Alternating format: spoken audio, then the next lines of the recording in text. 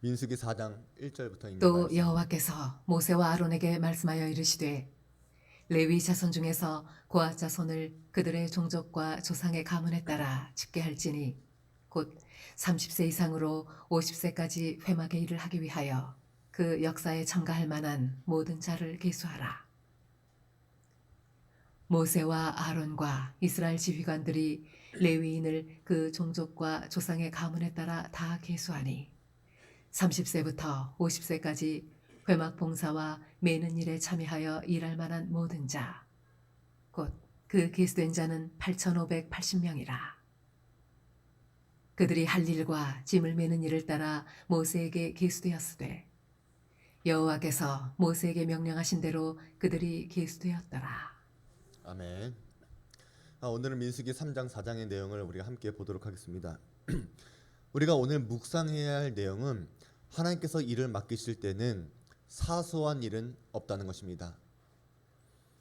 우리가 사람들한테 일을 맡길 때 늘 주의해야 하는 것은 사람들 마음속에 있는 질투심입니다. 지성물을 맡은 고핫은 레위의 둘째 아들이었습니다. 그러면 게르손 자손은 왜 지성물과 같은 중요한 성물을 장자인 우리가 왜 맡지 않습니까? 라고 하는 생각을 할 수 있을 것입니다. 또 막내인 무라리 자손은 우리가 아무리 막내라지만 성막에 사소하고 별 볼 일 없는 것들을 우리에게 왜 맡기십니까? 라고 하면서 불평을 터뜨릴 수 있을 것입니다. 실제로 이런 비슷한 문제들이 광야교회에서 아주 자주 아주 크게 불거지기도 했습니다. 모세의 경우도 그렇습니다. 민수기 12장에 있는 말씀을 보니까 모세가 구스 여자를 취하였더니 그 구스 여자를 취하였으므로 미리암과 아론이 모세를 비방하니라. 모세의 형 아론과 누이 미리암이 모세의 권위에 반기를 든 적이 있었습니다. 하나님 백성 이스라엘 사람이 그것도 다른 사람이 아니라 뭐 바쁘신가 봐요. 옛날에 스피드 011을 보면 다른 곳에 오셨을 때는 잠시 꺼두셔서 좋습니다. 이런 광고가 있었었는데 다들 010을 쓰셔가지고 어쨌든 하나님 백성된 이스라엘 백성들이 또 다른 사람도 아닌 모세가 이스라엘 사람들이 아니고 이방인 여자, 그것도 에티오피아 흑인 여자와 결혼한다는 것은 있을 수 없는 일이라고 생각했고, 또 가족으로서도 염려와 걱정되는 마음에 이런 문제를 제기하고 비방하는 것을 우리는 한편으로 이해할 수는 있을 것입니다. 그러나 아론과 미리암은 단순히 그 이유 때문에 비방한 것만은 아니었습니다. 그들은 모세를 비방하면서 이렇게 이야기합니다. 여호와께서 모세와만 말씀하셨느냐? 우리와도 말씀하지 아니하셨느냐? 그러니까 이들 마음속에는 어떤 마음이 있었습니까? 우리도 모세와 같은 위치의 사람들이다. 우리도 모세처럼 하나님의 말씀을 들은 사람들이고, 그렇기 때문에 우리의 권위와 우리의 권세도 우리의 자격도 모세에게 얼마든지 이러한 지적을 할 수 있는 사람이다 라고 하는 마음에서부터 이 비방이 시작되었던 것입니다. 또 나중에 고핫 자손을 고핫의 손자 고라를 중심으로 해서 250여 명의 지도자들이 집단 반역을 벌입니다. 너희가 분수에 지나도다 회중이 다 각각 거룩하고 여호와께서도 그들 중에 계시거늘 너희가 어찌하여 여호와의 총회 위에 스스로 높이느냐. 우리가 이 말씀만 보면 문제는 없어 보입니다. 이들의 이야기가 틀려 보이지는 않습니다. 왜냐하면 교만하고 자신만이 옳다라고 믿는 사람들을 향해서 하나님 앞에 스스로 높이면 안 된다라고 하는 것은 얼마든지 권면할 수 있는 이야기이기 때문입니다. 그러나 여기서도 한 가지 놓쳐서는 안 됩니다. 고라는 고핫의 손자였습니다. 모세도 아론도 고핫의 자손이었기 때문에 모세와 아론 이 두 사람이 하나님의 제사장과 지도자의 직무를 독점하는 것은 옳지 않다. 나 역시 고핫의 손자이기 때문에 나도 지도자가 될 자격이 있다 라고 하면서 모세와 아론의 리더십에 반기를 든 것입니다. 그러면 모세와 아론을 세워주신 분이 누구십니까? 하나님이십니다. 고핫은 지금 하나님께서 세우신 질서를 부정하고 질투하는 것입니다. 질투라는 것은 이렇게 무섭습니다. 동양이나 서양이나 질투에 관한 속담이나 명언들이 많습니다. 우리나라 사람들은 배가 고픈 것은 참아도 배가 아픈 것은 참지 못하는 것 같습니다. 사촌이 땅을 사면 축하해줘야죠. 축하해줘야지 왜 배가 아파요? 근데 이런 비슷한 이야기가 서양에도 있는데, 나는 내 실망은 견딜 수 있어도 남의 희망은 참을 수 없다. 게임을 좋아하시는 분은 이런 말을 들어보셨을지 모르겠는데, 게임은 이기려고 하는 게 아니라 상대방을 빡치게 하는 것이다. 내가 질 수밖에 없다면 상대방을 조롱하고 흥분시켜서 내가 져도 이긴 것처럼, 상대방이 이겨도 진 것처럼 멘탈을 만드는 게 게임을 하는 이유라고 합니다. 어쨌든 사람들은 그 마음속에 내가 잘할 수 없다면 상대방의 성공을 끌어내려서 나처럼 못하게 만들고자 하는 마음이 누구에게나 있다는 것입니다. 성경도 이러한 질투의 문제를 다루는데, 그것은 우리가 신앙생활을 하면서 이 질투의 문제 때문에 자주 넘어지기 때문에 그렇습니다. 하나님은 민수기 1장 2장에서 이스라엘 백성들 중에 전쟁에 나갈 수 있는 20세 이상의 남자들의 숫자를 세라고 말씀하십니다. 이 사람들은 나중에 전쟁에 참여해야 할 남자들입니다. 그리고 이때에는 레위 지파의 숫자는 세지 않았습니다. 레위 지파 사람들은 전쟁에 참여하지 않는 대신에 성막을 맡을 책임을 갖고 있는 사람들이었기 때문입니다. 그런데 오늘 민수기 3장 4장을 보면 하나님께서 레위인의 숫자를 세라고 말씀하십니다. 3장 14절을 보면 1개월 이상 된 남자들을 계수하라 말씀하셨고, 4장에서는 30세부터 50세까지 계수하라고 하십니다. 그렇다면 하나님은 왜 이 레위 사람들을 계수하라 말씀하셨을까? 이것은 하나님의 단순한 변덕이겠습니까? 아닙니다. 이것은 정식으로 성막의 일을 감당해야 할 사람들의 숫자를 세기 위한 것이었습니다. 앞서 이스라엘 남자들을 계수할 때 나이 외에도 조건이 있었습니다. 싸움에 나아갈 만한 자, 이 사람들을 뽑는 것입니다. 그런데 레위 지파를 계수할 때도 똑같이 조건이 있었습니다. 회막의 일을 하기 위하여 그 역사에 참가할 만한 모든 자. 이 표현은 나중에 23절 그리고 30절에서도 반복해서 말합니다. 근데 여기서 재밌는 것은 레위 지파에서 쓰이고 있는 바로 이 단어 역사, 23절과 30절의 복무라고 하는 이 단어는 싸움, 전쟁이라고 하는 단어와 같다는 것입니다. 그러니까 레위 지파가 전쟁의 의무에서 제외되긴 했지만 그들이 성막 혹은 성막과 관련해서 행하는 모든 일들은 근본적으로 이스라엘의 다른 지파들이 하는 일과 전쟁과 다를 바가 없었다는 것입니다. 그러면 이것이 왜 중요할까? 이것은 이스라엘 지파 중에 어느 누구도, 어떤 지파도 레위 지파가 전쟁에서 제외된다고 하는 점 때문에 질투하거나 너희는 복무에 참여하지 않으니까, 전쟁에 참가하지 않았으니까 너희 몫은 없다 라고 하는 말을 하지 못하도록 하나님은 이 레위 지파의 성막에서의 일을 전쟁과 똑같이 말씀하신 것입니다. 레위 지파가 하는 일들은 전쟁과 조금도 다른 일이 아니었고, 그들이 하는 일도 다른 지파가 하는 일들에 비해 결코 가볍지 않습니다.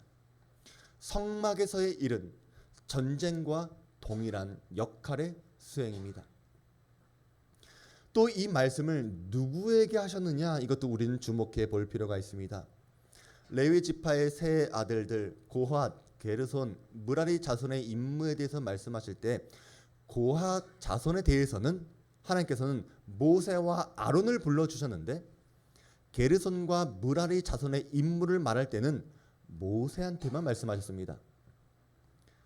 여호와께서 모세와 아론에게 말씀하여 이르시되 레위 자손 중에서 고핫 자손을 그들의 종족과 조상의 가문에 따라 집계할지니 여호와께서 또 모세에게 말씀하여 이르시되.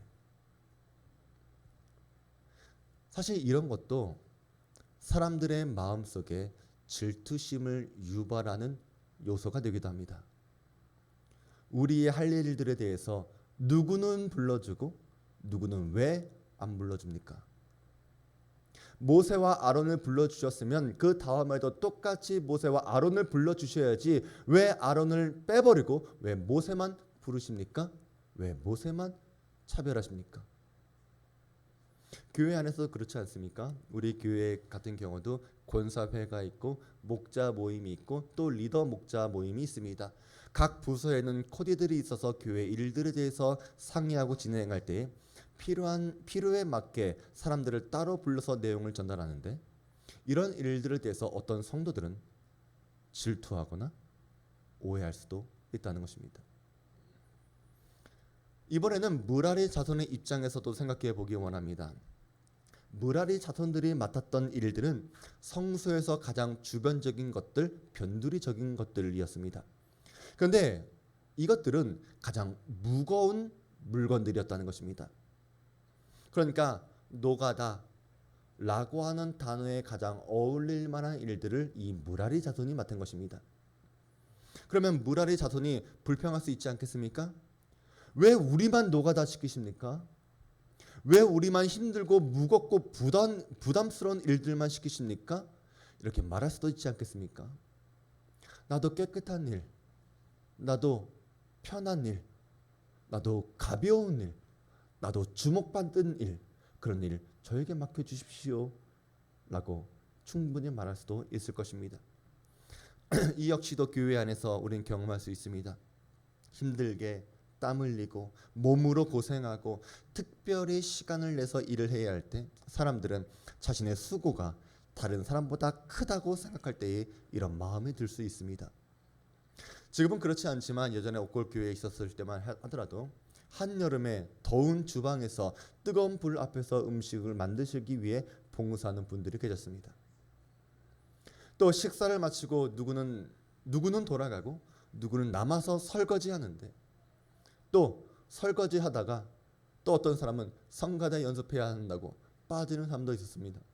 그러면 설거지하다가 그릇을 집어던지면서 지금 바빠 죽겠는데 이 시간에 연습해야 될 때야? 라고 말 안 한 사람이 없다라고 스스로 가슴에 손을 얹고 이야기할 수 있겠습니까? 우리는 투덜거릴 수 있습니다. 마리아와 마르다도 그렇지 않습니까?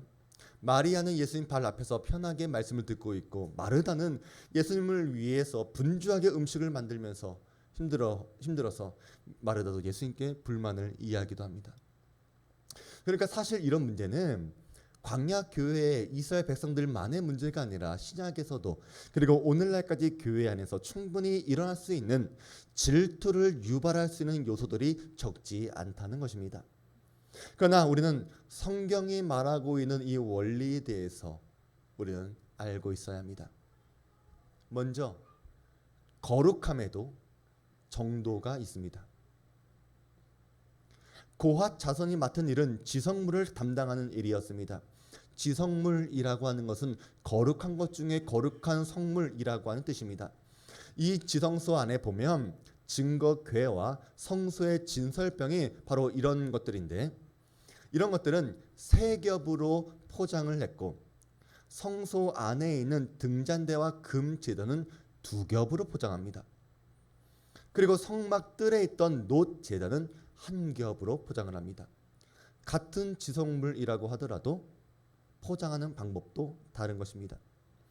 그리고 장자 게르손이 맡았던 것들은 성막의 휘장과 덮개와 줄이었는데 이것들은 셋째 무라리 자손이 맡고 있었던 성막의 널판, 기둥, 받침, 말뚝, 줄 이런 것보다는 더 중요했기 때문에 두 번째로 소개가 된 것입니다.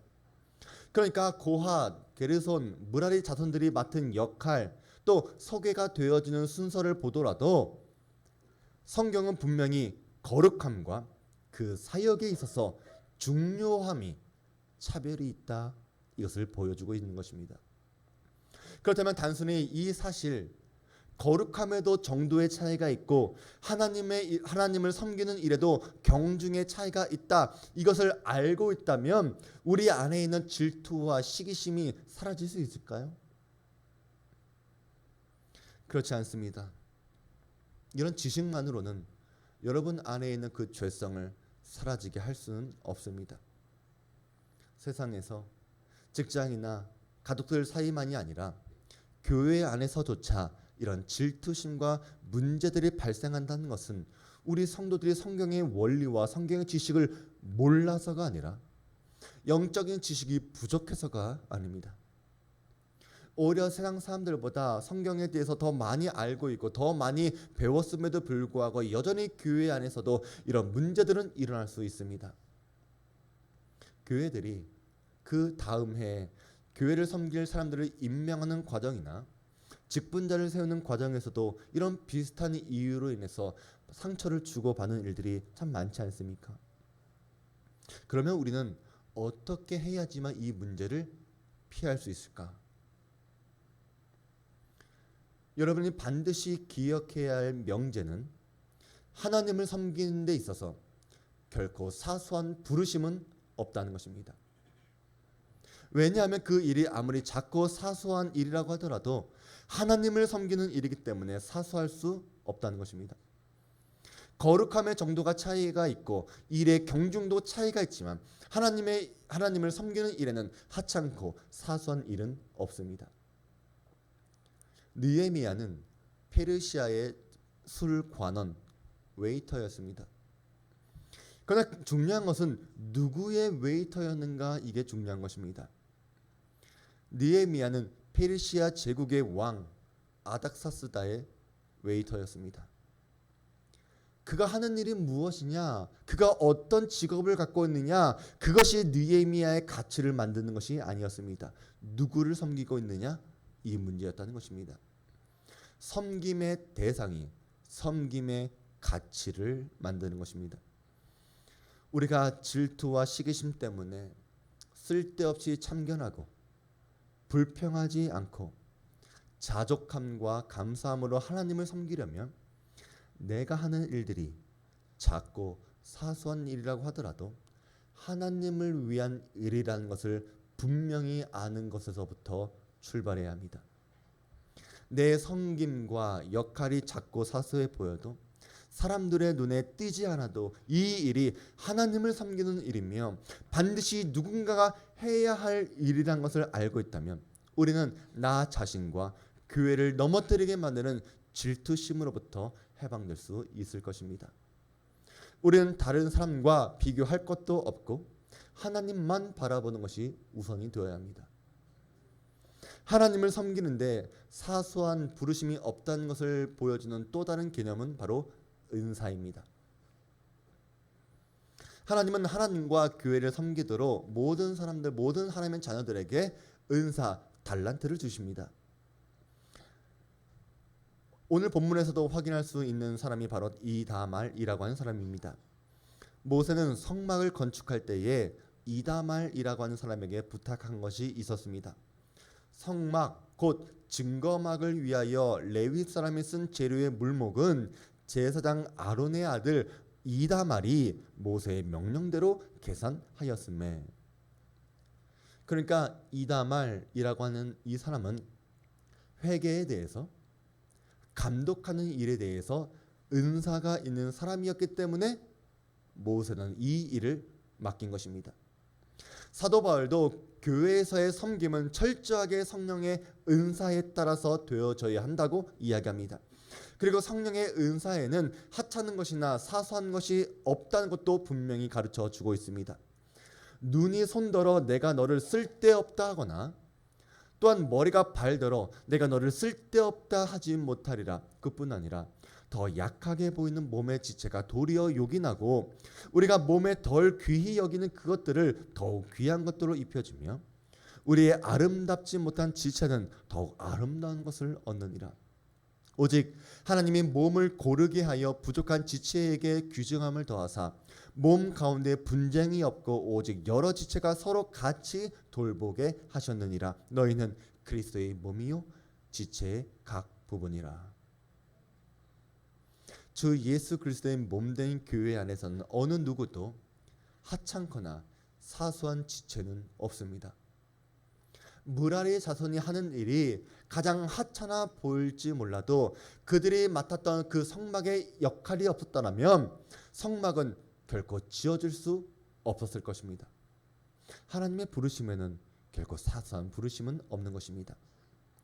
우리는 달란트 비유를 잘 알고 있습니다. 주인은 종에게 재능대로 각각 5달란트, 2달란트, 1달란트를 나눠주었습니다. 여기서도 분명한 차등은 있는 것입니다.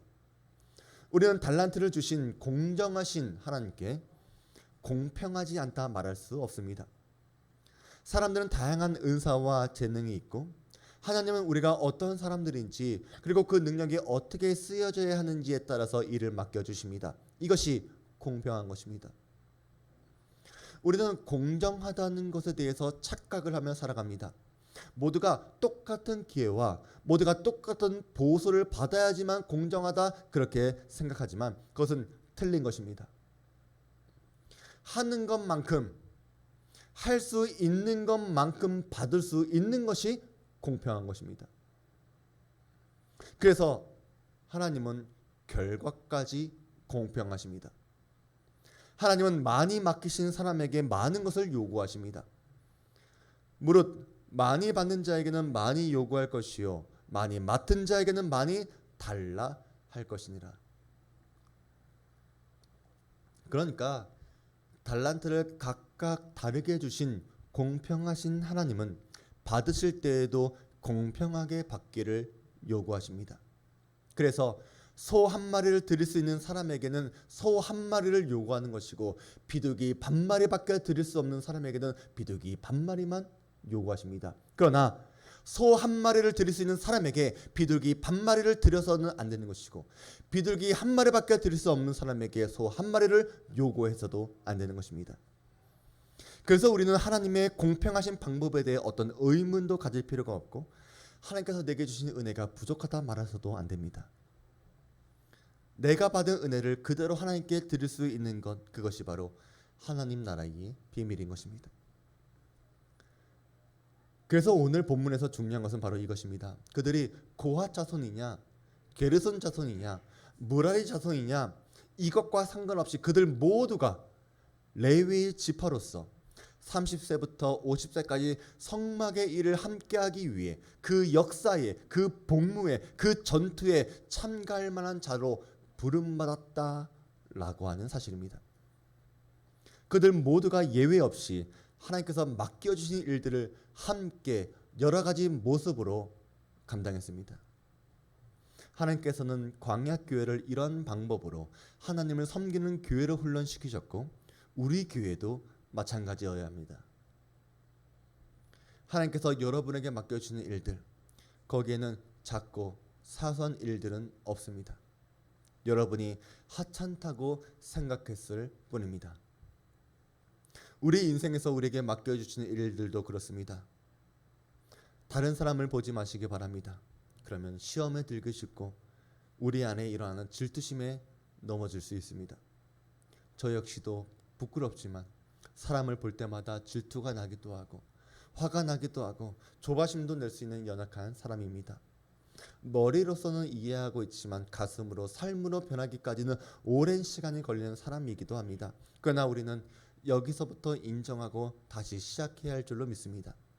우리는 나의 유익을 위해 살아가는 사람들이 아니라 하나님의 영광을 바라고 그래서 주 예수보다 귀한 것은 없네라고 고백할 수 있고 그래서 하나님께서 맡겨주신 일들에 대해서 무엇이든지 감당하도록 부르심을 받은 사람들입니다.